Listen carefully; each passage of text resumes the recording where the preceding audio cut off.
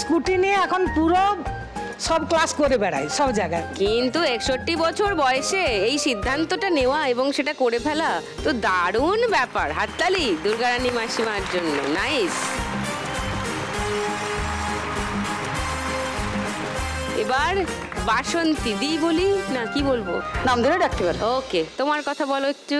আমার নাম বাসন্তী, আমি ঝড়খালি সুন্দরবন থেকে এসেছি। হ্যাঁ, আমি নৌকা বাই, কাঁকড়া মারি। বাহ, এই হচ্ছে আমার পেশা, এই হচ্ছে আমার নেশা। আমি মাছ কাঁকড়া না মারলে আমার ডাক্তারে বলেছে তোমার হার্টের প্রবলেম। আমি বলছি কি তাহলে কী হবে? কয় তোমার নোনা জলে যাওয়া চলবে না, কাঁকড়া মারা চলবে না, গান ঠান টুকটাক গাও চলবে না। আমি কই যতদিন বেঁচে থাকবো কাঁকড়া তো আমি অবশ্যই মারবো, কাঁকড়া মারতে আমার জাতিই হবে। এটাই আমার হচ্ছে নেশা পেশা, আর এতেই আমার সংসার চলে।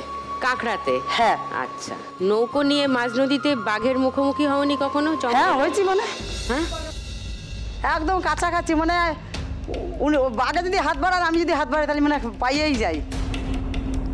উরে বাবারে, আচ্ছা এটা একটু ডিটেলে শুনবো আমি। গাল গল্প হবে কিন্তু খেলাও তো খেলতে হবে। শুরু করব ফার্স্ট রাউন্ডে আজকের খেলা, নোট দিয়ে যায় চেনা। এটা হলো টাকা ছাপার মেশিন, এখানে টাকা ছাপতে হবে। 1 মিনিটে যে যত টাকা ছাপতে পারবে, ঠিক আছে? খেলা শুরু করবার আগে উষারানী মাসিমার কাছে আরেকবার আসবো।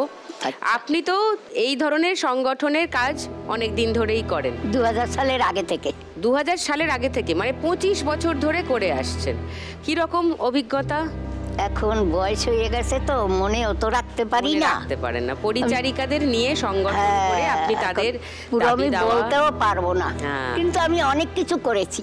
কিছু ছবি দেখাই, যদি দেখে মনে পড়ে আপনার আমাকে একটু বলবেন কোনটা কিসের। বুধবার সারা বাংলা গৃহকর্মীদের বিক্ষোভ মিছিলে শহরের পথে। কিসের মিছিল ছিল এটা? এটা আরে বিধাননগর যে ব্রিজটা ভেঙে গেল সেই বছরের এই ছবিটা। সেকেন্ড, কলকাতায় পরিচারিকাদের বিক্ষোভ সমাবেশ। ওই তো সামনে আপনি। সপ্তাহে 1 দিন ছুটি। ও তো সপ্তাহে 1 দিনের ছুটির দাবিতে আপনারা সমাবেশ করেছেন। 15,000 টাকা বেতনের, সেটাও আছে, পরে আসবে। পরিচারিকাদের শ্রমিক হিসাবে স্বীকৃতি দিতে হবে, সপ্তাহে 1 দিন ছুটি। আপনি এসব আন্দোলনে একেবারে পুরো ভাগে থাকেন, তাই তো? একদম সামনে। এই যে সংগঠনটা করা হয়েছে, গঠিত হয়েছে, আমাকে নিয়েই গঠিত। বাড়িতে কে কে আছে এখন?